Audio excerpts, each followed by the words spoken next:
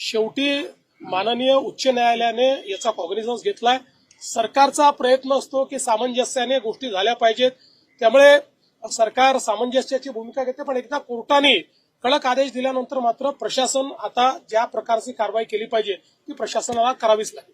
साधारण कधीपर्यंत यातून म्हणजे किमान चर्चा मार्ग असं आहे की आजही त्या ठिकाणी विखे पाटील साहेबांनी सांगितलं की तुमचं काही शिष्टमंडळ असेल, चर्चा करणारे लोक असतील, चर्चा करायची कोणाशी? माईकवर चर्चा करा, अशी चर्चा होते का मला सांगा. तरी आम्ही आपलं त्यांच्याकडनं काही आलं तर आम्ही त्याच्यावर प्रयत्न करतो. त्यांनी एक निवेदन दिलं, त्या निवेदनातनं काय मार्ग निघू शकतो ते आम्ही बघतो. कारण शेवटी सरकारला त्या ठिकाणी कुठली आडमुठेपणाची भूमिका घेता येत नाही. सरकार कधी कुठला इगो धरत नाही. त्याच्यामुळे त्यातनंही जो काही मार्ग काढता येईल तो काढतोय. जर चर्चेला कोणी समोर आलं तर लवकर येईल.